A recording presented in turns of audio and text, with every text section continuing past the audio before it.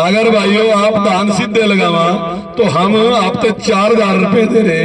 अगर आप पराली ना फूका उस टाइम भी 1,000 रुपए दे रहे, जबकि कांग्रेस 5 पैसे भी नहीं देती। इस करके में मारते काले झंडे दिखाने लग रहे।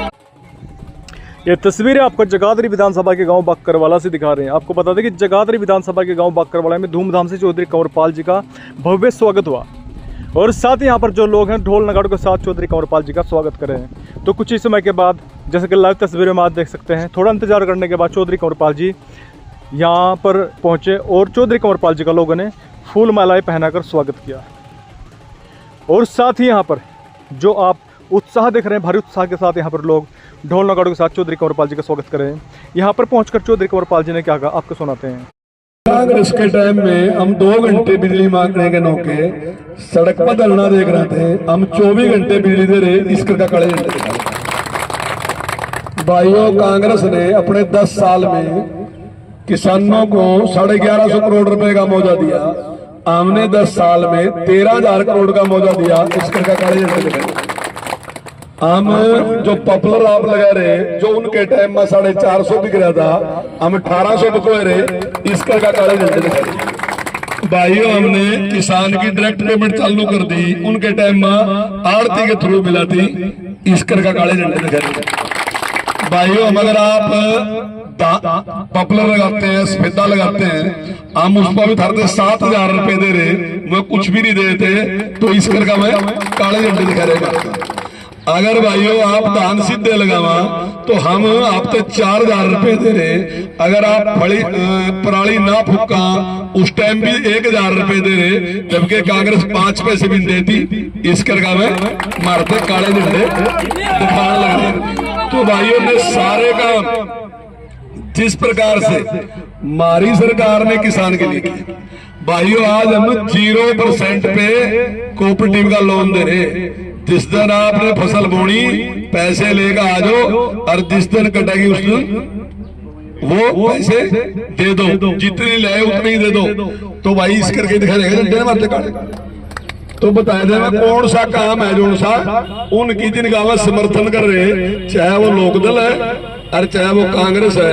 हम इस मंच पर बैठ कर कहना चाहे भाई, लोगों ने सामने बिठा लो और हमारी गलों बात कर लो, उन्हें क्या कराया और हमने क्या कराया है भाई।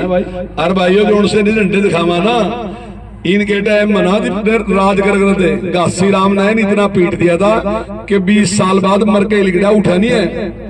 और हमारे बने रोप लगाओ, हमारे टाइम में तो कहीं कुछ भी नहीं है। तो 1 साल आंदोलन चला लिया, किसी ने कुछ नहीं है, किसी ने कुछ कहा भी नहीं है। आपने हमारे मुख्यमंत्री की रैली नहीं होने दी तो हमारे मुख्यमंत्री ने ये नहीं कहा कि इनके ऊपर लाठी चार्ज कर दो।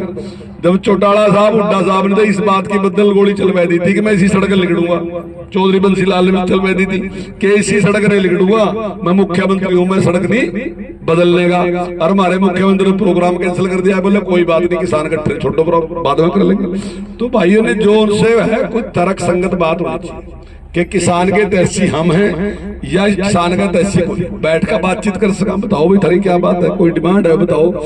लेकिन जो उनसी बात है कि हमने दिल्ली नहीं जाने देते, हम तो न्यू कह रहे हैं ट्रैक्टर ट्रैली सहित ना जाओ, चले जाओ, बस में बैठ के चले जाओ, कार में बैठ के चले जाओ, रेल में बैठ के चले जाओ, अपनी बात कहनी अपनी बात कह दो।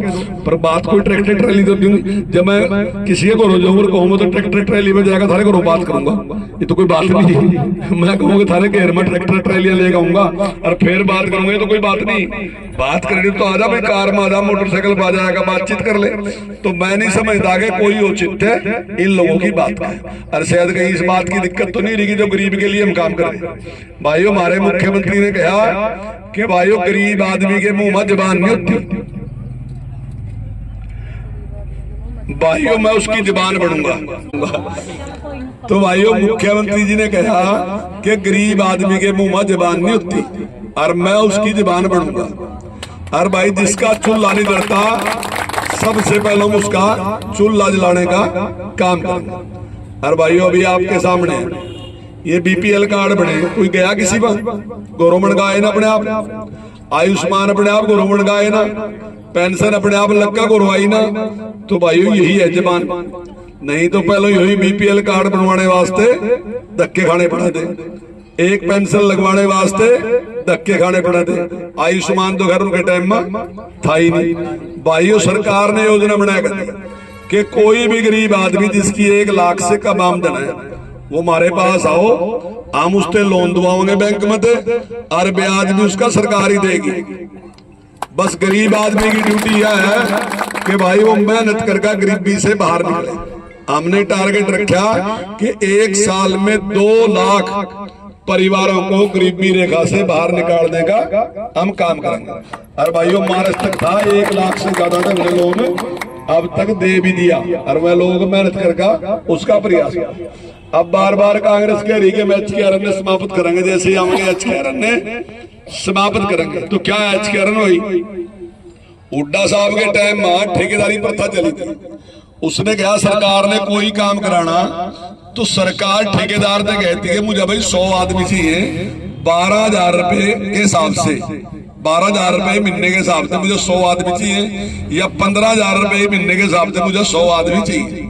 सरकार सारा पैसा उनके अकाउंट में डाल देती और बाद में ठेकेदार क्या कर रहा था कि उसमें 3,000 रख लेता, 12 में 9 ही देता उसने वापस, या 15 में 12 ही देता उसने।